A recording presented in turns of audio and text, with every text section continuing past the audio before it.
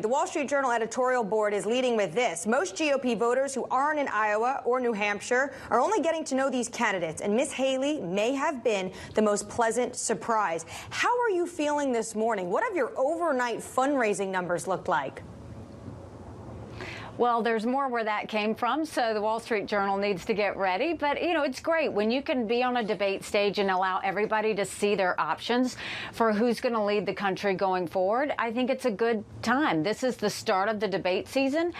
We think we did really well. We're seeing that. We're getting support. It hasn't stopped since the debate was over last night all the way into this morning, and we welcome it. I hope your viewers will go to NikkiHaley.com. But I think what's really important is we have to focus on the issues at hand. How do we get inflation down? Too many families can't afford groceries. They can't afford their rent. They can't afford gas. They can't afford child care. 50% of American families can't pay for diapers, and 1 in 6 American families can't pay their utility bill. And while everybody would love to say, oh, Biden did that to us, we have to remember our Republicans did that to us as well. And that's why I called out Tim Scott and Ron DeSantis and Mike Pence and Donald Trump for the, spending like drunken sailors and raising the debt limit. I think it's time that we start to really make sure we get our fiscal sanity in order. Yeah, that was a big moment for you last night, calling out not only Democrats, but members of your own party on that debate stage. And here in Washington, Ambassador, as you pointed out specifically, the Trump administration added $8 trillion to our debt. So let's be specific today on Bloomberg. The third rail that nobody wants to touch is the entitlement, Social Security, Medicare. How would you manage the entitlements to try to start getting our arms around soaring debt?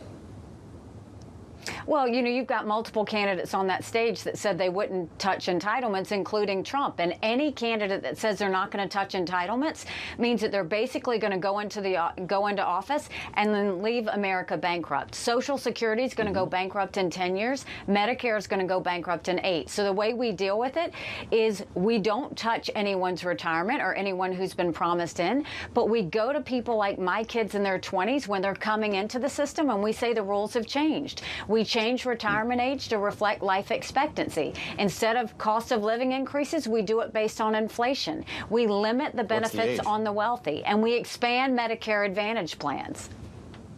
What's the right age there then, Ambassador? Well, I think we have to do the numbers. We've got to figure out what it is. But what we do know is 65 is way too low, and we need to increase that. We need to do it according to life expectancy. You raised your hand last night when asked if you would support the Republican nominee. Of course, if that ended up being someone else, I know you're running for president here. But if Donald Trump is responsible for adding $8 trillion to the national debt, how could you support him again for another administration? Well, first of all, I don't think Donald Trump's going to win the nomination. I think I'm going to win the nomination. And secondly, I think that we have to focus on the fact that anybody is better than a President Kamala Harris. I mean, you look at the socialism creep that Biden and Harris have gotten us into, whether it's the CHIPS Act, whether it's the Inflation Reduction Act, whether you see all of these subsidies that they're green subsidies that they're doing. They're the ones that have left us into a situation where I don't think our kids are going to forgive us for it. And so any person on that stage is better than Kamala Harris, and I'm going to say that all day long, but I think the American people are smart. I don't think Donald Trump's going to be the winner of the primary. I think I'm going to be the winner of the primary, and I think that's why we need a new generational conservative leader, because we've got to leave the past and the negativity behind us, and we've got to start focusing on the real problems at hand and start getting things done. When we look at the new generation, the most Googled individual today, Ambassador, is Vivek Ramaswamy. You took issue with foreign policy yesterday. This is an individual, #1 Googled in America, who wants to give Ukrainian land back to Russia, something that actually individuals in the Republican base agree with, kind of taking a playbook from the former president, who has called what Putin has done in Ukraine genius and savvy. You chastised Mr. Ramaswamy yesterday, but you worked for the former president. Are both these men wrong when it comes to Russia's invasion of Ukraine? Well, President Trump used to have it right when it came to Russia and Ukraine. He reversed the Obama strategy, and he sent Javelin missiles to Ukraine, and I was proud to serve with him then. He's now backtracked now and is going into where he's weak in the knees on Russia again. You've got Vivek Ramaswamy, who basically wants to side with a murderer over a America, freedom-loving country? That doesn't make sense. You've got Ramaswamy who wants to cut aid to Israel. He doesn't understand that it's not that America needs Israel. It's not that Israel needs America. America needs Israel. They're the front line of defense for Iran. He wants to feed Taiwan to China. He's missing all the points of you can't be so narcissistic to think America doesn't need allies. We do need allies. And when you have an ally, you take care of them. Everybody's talking about this funding to Ukraine. First of all, I think economic aid should come from the Europeans, but equipment, military, ammunition, we should be sending that. And when we send it, let's keep in mind, it is less than 3.5% of our defense budget that has gone to Ukraine. If you look at the percentage of GDP, 11 European countries have paid more than the U.S. But making sure, we have to always know a win for Russia is a win for China, and we can't let that happen. You're saying Trump did get it right at one point, but it was under the Trump administration that withheld millions of dollars, hundreds of millions, to Ukraine that was appropriated by Congress. Did they not prepare Kyiv well enough for this onslaught? Well, I think that, look, there was a problem with the fact that I think Trump had 2 sets of ammunitions that were supposed to go to military equipment and ammunitions that were supposed to go to Ukraine before Russia invaded, and Biden pulled it because he didn't want to upset Putin. This war could have been prevented. Biden was slow to the take. He didn't act strong enough, and that's what happened. And then you go and you add the Afghanistan debacle. I mean, the idea that we left Bagram Air Force Base in the middle of the night without telling our allies who stood shoulder to shoulder with us for decades because we asked them to be there. It was the green light Putin needed. It was the excitement that President Xi in China got. It's why Iran started building a bomb and North Korea started testing ballistic missiles. When they see weakness, that's when they smell blood in the water, and that's why we saw aggression. We need a strong American president who understands what it takes to keep Americans safe. And the way you do that is you make sure you defeat Russia when it comes to Ukraine, because that sends the biggest sign to China on not to invade Taiwan. The Biden administration at the moment is sending billions of dollars to Ukraine. They've also, under their leadership, were able to help expand NATO. Do you not agree with that?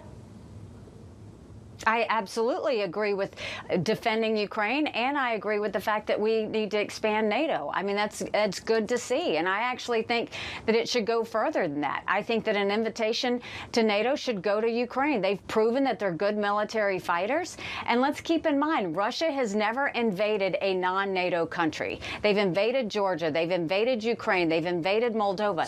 They don't ever invade a non-NATO country, so we need to make sure that we continue to expand NATO. And we also need to work with our other allies, India, Australia, Japan, South Korea, Israel. We need to start going to the Arab countries. We need more friends, not less. I have to ask you about an important issue on the campaign trail, Ambassador, that loomed large over the midterm elections and will certainly be top of mind for voters, Democrats and Republicans, in this next election cycle, and that is abortion. It came up in the debate last night. You've suggested that there are no votes for a national abortion ban or, for that matter, a regulatory bill here in Washington. You made that point last night. But I know that your state of South Carolina has put in place a 6-week minimum. Mike Pence and some others in the Republican Party are suggesting a national 15-week. What is your minimum? What should be, in fact, the number of weeks for this country to coalesce around? I am unapologetically pro-life, not because the Republican Party tells me to be, but because my husband was adopted and I had trouble having both of my children. So I'm surrounded by blessings. Having said that, I don't judge anyone for being pro-choice any more than I want them to judge me for being pro-life. We didn't need unelected justices deciding something this personal and this important.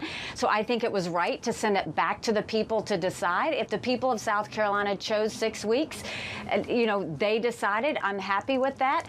Other states have chosen other things, but at least the people's voices are being heard. The debate that happened last night was whether there should be a federal law.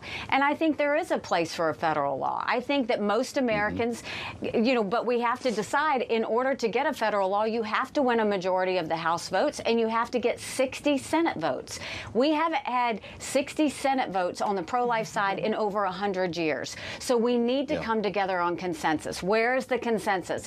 Let's agree that we should ban late-term abortions. Let's agree that we should encourage more adoptions and good quality adoptions. Let's agree that doctors and nurses who don't believe in abortion shouldn't have to perform them. Let's agree that contraception should be accessible.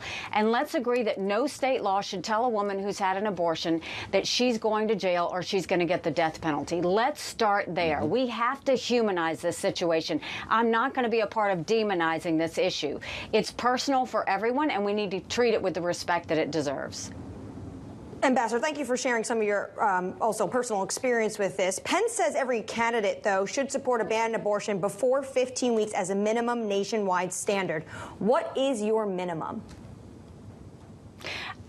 First of all, why put women through this? Why put men through this in a way that they're going to hate each other and demonize each other? We don't have 60 Senate votes. So where is the consensus? We have to figure out But the American people want to know from you, as a woman as well, where you would stand on this. A lot of candidates have come out and said they're either for 6 weeks, they're for 15 weeks. What is your number? Well, first of all, I'm for whatever the states decide where they are, but I'm also going to tell you my job is I'm going to support or promote saving as many babies as possible and support as many moms as possible. Wherever those 60 Senate votes come down, we're going to do it. If you can't get 60 votes, you can't save babies. So it's going to require a lot of coming together and figuring out where people are, but we're not going to divide our country over this issue. We're going to bring our country together, and where we can get 60 votes, that's what we're going to do. Can we have an honest conversation before we let you go, Ambassador, about Donald Trump? He chose not to attend the debate last night because of his commanding lead in the polls. It's difficult to discount the trajectory here. I know you don't think that he's going to be the nominee, but he's leading the field by anywhere between 20 and 40 points when you look at the poll. I remember the day you endorsed Marco Rubio in the 2016 campaign. You said, "I will not stop until we fight a man that chooses not to disavow the KKK," referring to Donald Trump. "That is not a part of our party. That is not who we are." With that said, your party seems to be in love with Donald Trump. What is your path to the nomination? Well, look, I was proud to serve in Donald Trump's administration and push the foreign policy that we did that basically took the kick me sign off of our backs at the UN and had America respected again. And I support a lot of the policies that he supported. But I think that you have to look at the fact that 3/4 of Americans don't want to see a Trump-Biden replay. The majority of Americans, I mean, Trump is the most disliked politician in America, and the most disliked politician in America can't win a general election. So this was the kickoff to the debate season and to the election season. I think now people are paying attention. I think there's a big difference on people who support Trump and people who are going to vote for Trump. I think people know that we've got new issues, big issues that we need solutions. We can't keep looking to the past. We've got to leave the drama and negativity to the past. We need a new generational conservative leader that's going to focus on what it takes to really get America back on track. I was a 2-term governor that took a double-digit unemployment state and turned it into an economic powerhouse. I was at the UN. I didn't deal with one country. I dealt with 193. I'm not a lawyer. I'm an accountant. I think it's time that we get our fiscal house in order, close our border, make sure we have law and order, get transparency in the schools, and have a national security that will keep Americans safe.